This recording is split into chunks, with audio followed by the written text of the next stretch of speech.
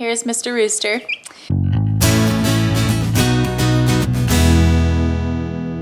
Hello everyone. Today is a big gardening day and I have a lot to do.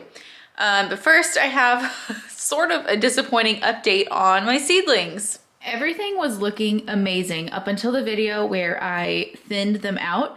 And the way I thinned them out, I just clipped the, the second sprout. I just clipped it with scissors. So I didn't disrupt the root system at all. So I don't necessarily think it's because I did that.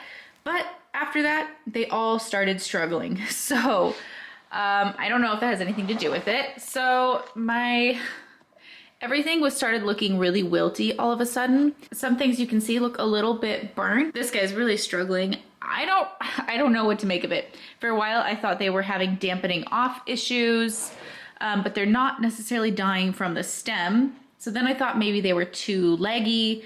So that's why I have I went through and I filled the pots more because the soil dropped down. And so I, gave them more soil supporting their stems. Our lights are as low as they can go. I thought maybe they were getting too much light. Where's my timer? Here it is.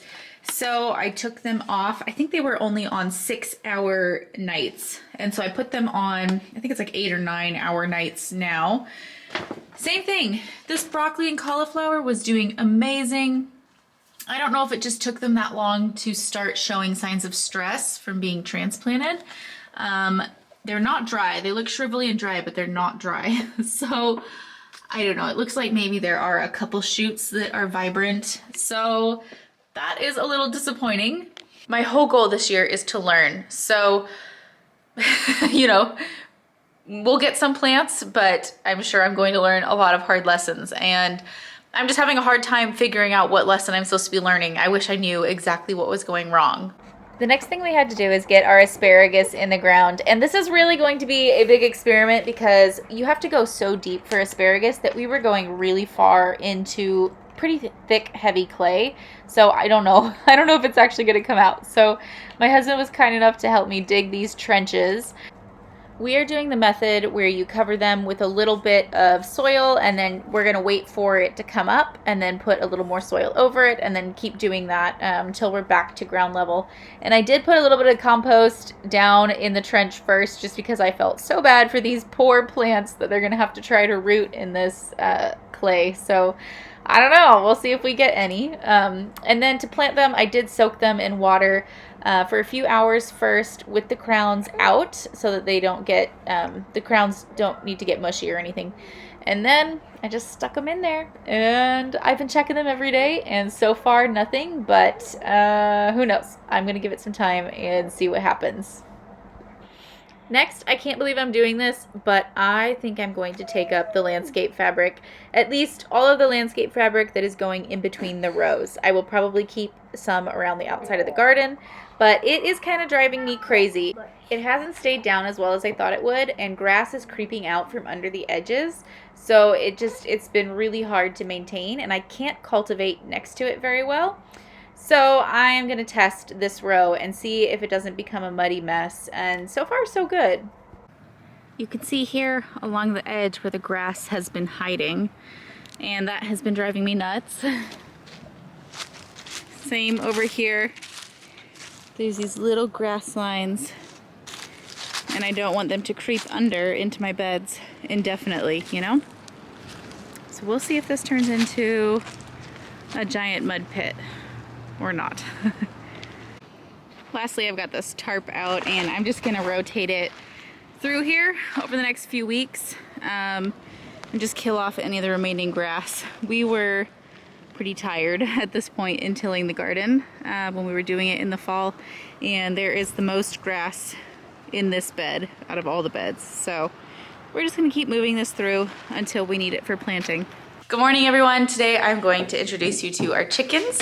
I recorded this once already and the footage got destroyed. So here we are again. Here are our lovely flock of Rhode Island Reds. So far, so good. We ordered 18 hens and they sent 1 free rooster. And they all made it. They all survived transport. which I honestly didn't expect. So they've all just been hanging out in here. We were a little bit nervous about our brooder setup at first because it is in our garage and it is chilly, but we've talked to a couple homesteaders in the area who do it outdoors, and this isn't technically outdoors. It's in our garage. So they don't have wind chill or, you know, there's no drafts really. So it's a nice environment and they've been doing great out here. The only problem we've been having, which everybody says is really common, is a couple of them have pasty butt. Actually, more than a couple. I wonder how many we're gonna get today. Yesterday, it was about 10 of them that had pasty butt. We do have apple cider and vitamins in their water, or electrolytes, whatever the company sent. So, you know, we're trying to prevent it as well, but we've been coming out and rinsing them once or twice a day when we notice that they have pasty butt. Okay, we kept the shipping box and it's been super handy for this. Here are pasty butt chicks this morning. They're already bigger and their feather colors are changing. It's a little bit ironic because they say not to handle them too much, but in order to get the pasty butt off of them, you have to handle them quite a bit. So hopefully it's worth it. Okay, they're cold. Let's get inside. So the kids actually love that they have pasty butt because we've been trying not to hold the chicks too much because we don't want to stress them out, but we do have to get them dry after we rinse them off. And so this is a perfect job for the kids to help with. They get to hang out with the chick for just a few minutes. And then they go back outside. This is our runt. I'm not gonna lie, it seems a little sluggish this morning, so I'm gonna keep an eye on her. Sweet girl.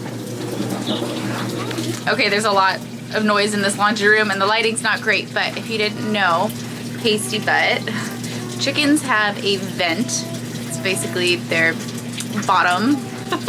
and when they're stressed from travel, they can get blocked like that, and like there's just a buildup there, and if you don't get it off, it can kill the chicken because they can't pass their waste. So you have to rinse it. Everybody's rinsed off. It just needs to dry a little bit.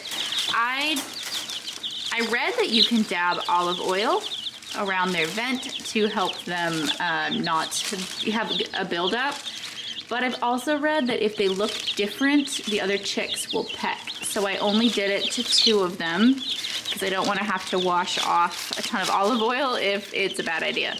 So these guys, are you guys gonna watch them for me for a minute? Yeah. Yeah, they're gonna let me know if anybody is getting pecked. Plant update. I saved them. Almost all of them. Here are my tomatoes. They are actually getting a little too big. I don't know what I'm gonna do about that. Here are my tomatillos. They are also big. I actually topped this one the other day because I thought he was getting little flower buds, and I said, nope, you're not doing that yet. So yeah, even my celery, which I thought was very dead, has come back. My scallions are back. And the peppers are thriving. So I figured out my problem.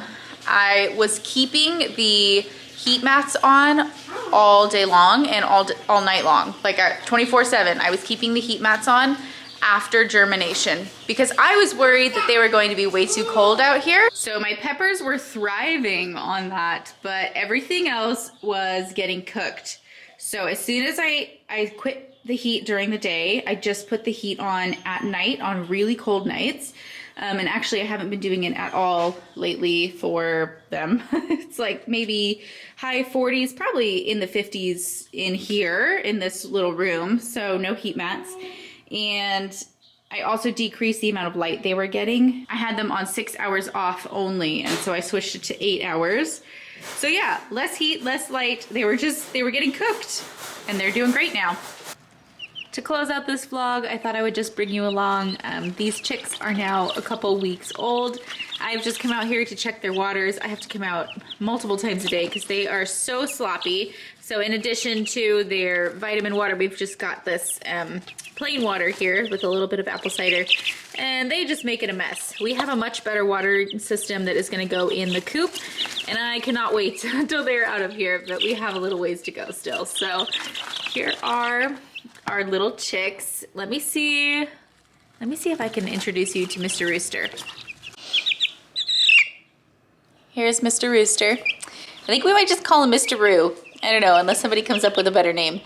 So on a Rhode Island Red, I have learned you can tell that he's a rooster because of these white tips on his wings. From the day we got him, he was much whiter than the other chicks, just all through here.